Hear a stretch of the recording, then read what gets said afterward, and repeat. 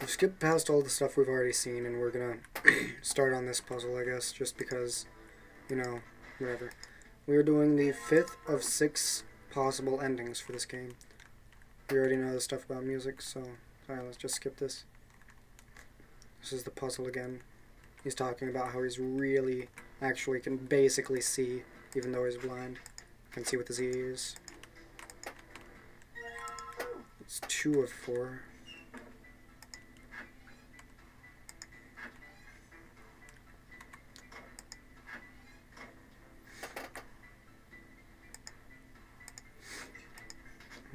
That's 3.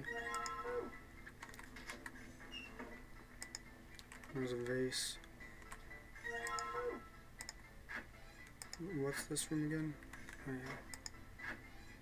There's literally no reason to go in the toilet room, bathroom, whatever.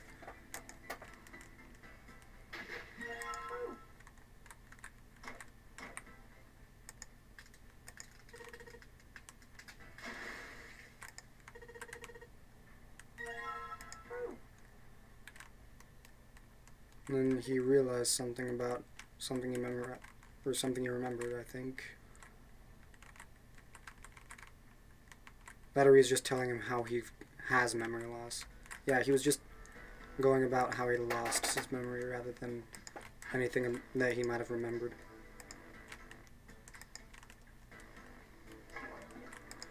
And that's 4.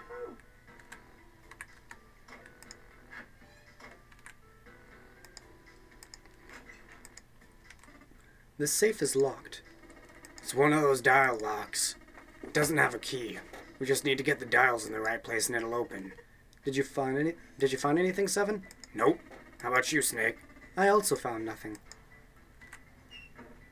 Wait, I thought I saw something else. Probably, oh yeah, that was just a briefcase. Alright then. It's a map of the ship. Let's play the music.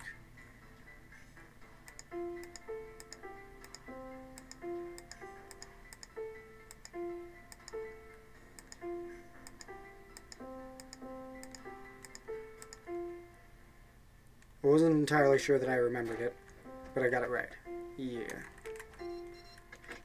And now the lock is unlocked. And that's 2 minutes and 45, and that first puzzle's already done. We put the thing in the doorway so that we could get in there later. Now, is there anything female symbol?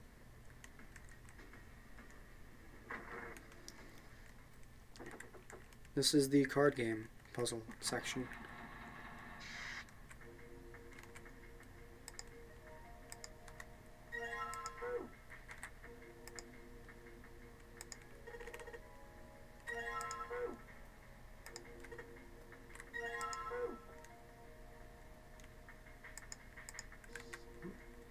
Could have sworn there was something else there, but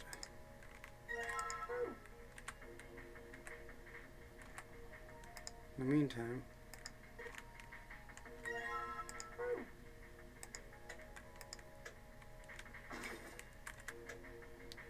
coins.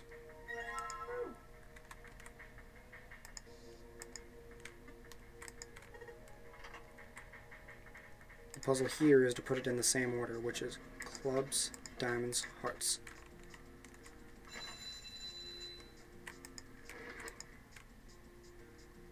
Card and a key.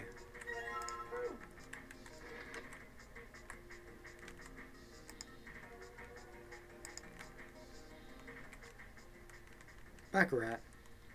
Explaining Baccarat. Basically, you always ignore the 1 slot in Baccarat, or the 10 slot in Baccarat. It's kind of similar to Digital Roots, but not entirely.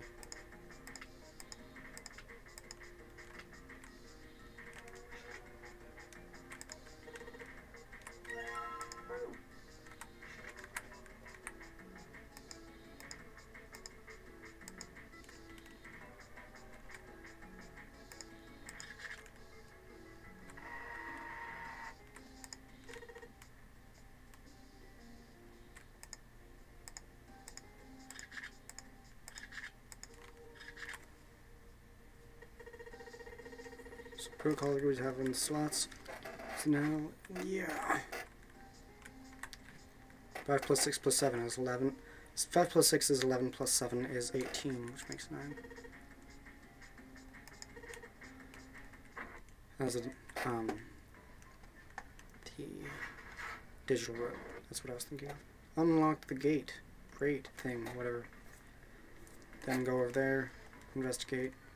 Hey, the one symbol. Oh, haha, joke about Lotus. Oh, lol, lol, lol. And then come down this hall. Go explore. All of a sudden, hospital room? The fuck? 8 is our destination. Reds don't got nothing.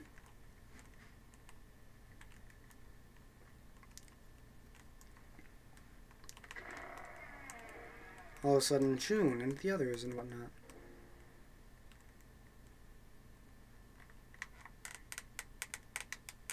It seems we've all found the same place. Gigantic. Giant hospital liner used in WW2. Blah blah blah blah. It's 12 o'clock, 6 hours left.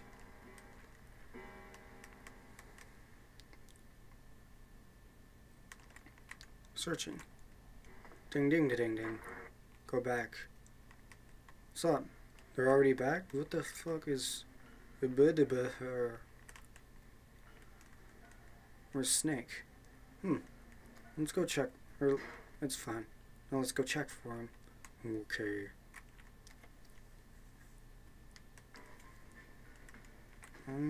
Let's just go to the first class cabin. Talk to her. I don't know why, but I bet. Back to the large hospital room. Talk to him.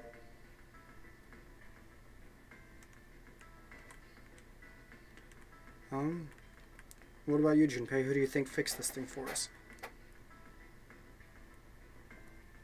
Let's go with Snake, because why not? Well, it seems like it would have to be Snake, wouldn't it? Maybe he got back here before any of us. He found the parts somewhere, put them back, and then went through one of the numbered doors. No, that's not possible. You have to authenticate with at least 3 people or the red won't open.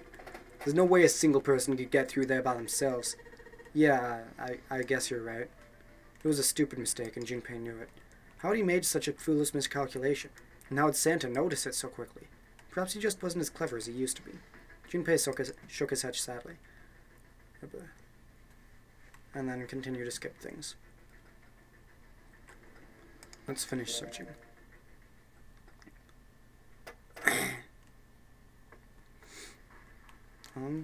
We have to leave one person behind. She was right. It makes it just go a little bit quicker. Greatest amount of happiness, greatest amount of people. Arg. Okay, we gotta do this, I guess. Clover, are you okay with it? Yeah.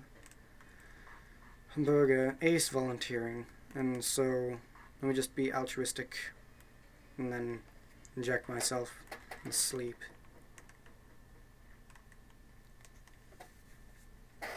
Alright. So, slump down. Gibba thump. Gibba. I injected myself with anesthetics. Leave me the fuck alone. So we just gotta, get going then. And door 8, the door which we have not been through. I think I'm gonna go with door 8. Okay, 8 it is. Yeah. Alright then, that means June's gotta go through door 7. What? Why? What? Wait, no, what why was June? Arga barga. Santa grimaced and muttered angrily to himself, but finally began to explain. If the 6 of us are going to keep going through without leaving anyone behind, there's only 3 ways we can do it.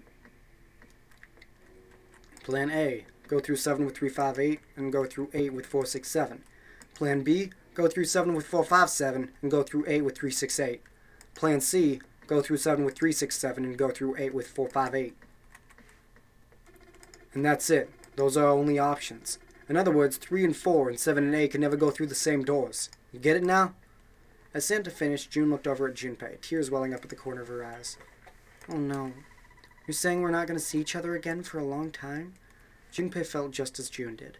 He wanted to be at her side through whatever trials they were preparing to face. But he knew if they were to survive, he had to swallow his feelings. In order for the six of them to move forward, he and June had to be separated. He looked at June. He was scared to lose her, but he swallowed, steeled his resolve, and did his best to smile. Hey, come on. You're making it sound like we're never going to see each other again. We got to split up, but only for a while. This is just like when we went into the 4 and 5 doors, remember? We got split up then too, but we all met back up. I'll bet 7 and 8 are just like that. You mean they're connected somewhere? Yeah, probably. Probably? She didn't sound very hopeful. It was 7 that interjected. I'm sure they're going to connect somewhere. Why? What makes you think so? If they don't connect, neither team can get through door 9. In other words, the game would end right here. Zero's been on top of his shit so far. I don't think he'd blow it now. I'm damn sure that son of a bitch wants to have his fun as long as possible. He's not going to end this game until we get through the 9 door. June said nothing. The tears were gone, but her eyes were still sad as they looked at Junpei. He met them, and with what reassurance he could manage, laid his hand gently on her shoulder. Everything's going to be fine. We're going to see each other again. I promise. June bit her lip and gave him an almost imperceptible nod. Yes. Promise? Her voice was barely above a whisper. Santa's voice shattered the moment. Oh, you guys are done, right? He stretched and continued. Anyway, that's pretty much it. Clover and I will both go into separate groups. I figure I'll take 7 and Clover can take 8. Any problems with that, Clover? Clover looked away and was silent for a moment. Whatever. It was more of a dismissal than an agreement, but Santa didn't seem to care. All right, we're ready to go then. Let's move. At Santa's command, the group split and headed for their respective doors. Santa, 7, and June walked towards door 7, while Clover, Lotus, and Junpei headed for door 8. For a long moment, they stood in front of the door. Then, Lotus laid her hand against her chest and turned to Junpei and Clover. Are you ready? Yeah. Yes. Then shall we go?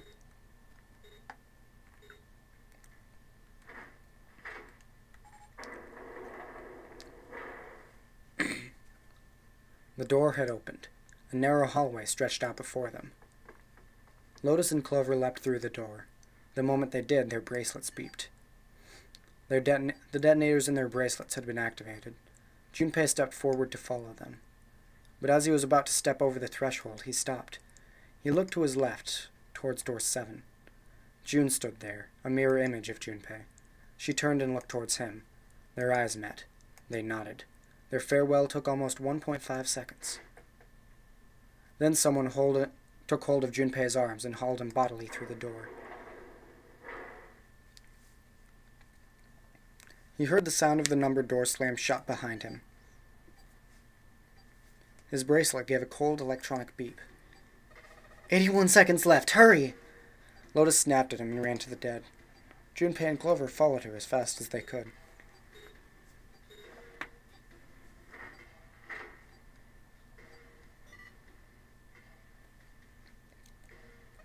Phew!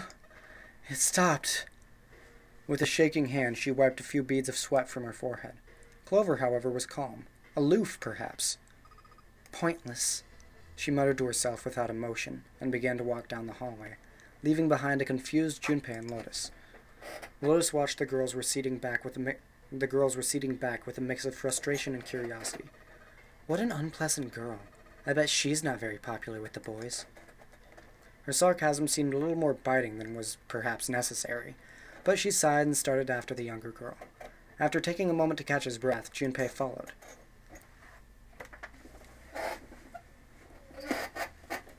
The hallway made a number of turns before at last coming to a dead end. Sorry for all the creaking of my chair. Set into the wall on the left side was a large iron door. For a few minutes they stood in front of the door, examining it. Above the door was a plate with the word laboratory engraved on it. A laboratory, huh? That doesn't sound very pleasant. I don't like the looks of this place. Me neither, but there aren't any other doors. It's not like we have a lot of choices. Junpei. Huh? Please, you first. Junpei suspected her politeness was motivated by something other than respect. Yeah. Junpei muttered to himself and pushed open the iron door.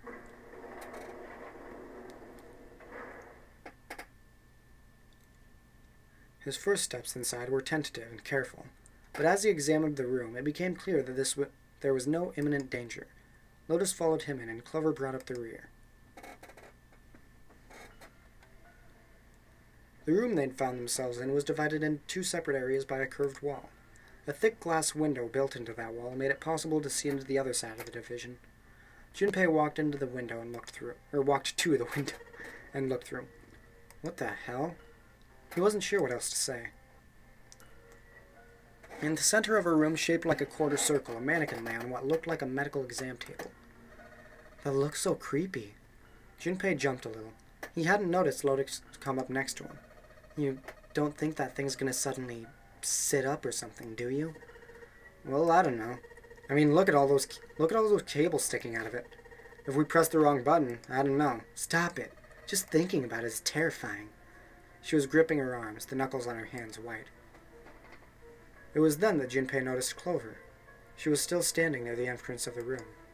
Her face had the appearance of calm, but it was drawn and somehow sad. There was something almost pitiful about her. Junpei walked over to her and, as kindly as he could, spoke. Are you okay? Clover looked away. What are you talking about? What? I'm just worried about you. You've been real quiet. What, I can't be quiet if I want to? Well, I mean, of course you can. Okay then, if I can be quiet if I want, then just leave me alone, okay? Come on, you know I can't do that. We gotta work together. Clover bit her lip and was silent for a moment. Then suddenly, Junpei, you just don't get it! Her cry took Junpei by surprise, and he stumbled back a few steps, alarmed. My brother's not the kind of person who'd just leave me behind. Something happened to him. Something bad. Junpei had nothing to say. Lotus, jolted from her mannequin nightmares by Clover's voice, turned towards them. What happened? Clover's eyes slid to Lotus, then back to Junpei. Look, just don't bother me, okay? Leave me alone. Finished, she turned around. Before Junpei or Lotus could say anything, Clover had begun to walk quickly away. Hey! Wait, Clover! Hold on! He might as well have been talking to a wall for all the notice she took of his cries. Not even slowing down, she made for a doorway cut in the wall in front of her. Without even slowing down, she passed through the doorway. And without warning, an iron gate fell from the ceiling like a portcullis, sealing Clover in. What the heck? What's going on here? Clover grabbed hold of the iron bars and shook them as hard as she could. Hang on! I'll get it open! Junpei grabbed the bars and pulled. In a moment, Lotus joined him. The three of them pulled as hard as they could, but... grunting noises. Damn it! It's not moving. Wait! Are you just gonna give up just like that? No, I'm not giving up. This has got to be another of Zero's puzzles. If it is, then there's got to be a way to open it. Junpei nodded. Just what I was thinking. Now what we got to do is find it. Lotus and I can look around here. Or around here. Clover, you're going to have to see if you can find anything in there. Oh, yes, I'm on it.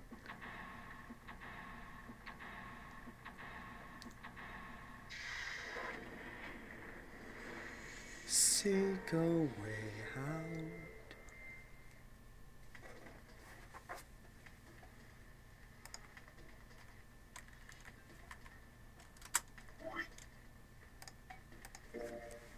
There's going to be a lot of stuff to do, so... Next time on 999, The Laboratory. Peace out.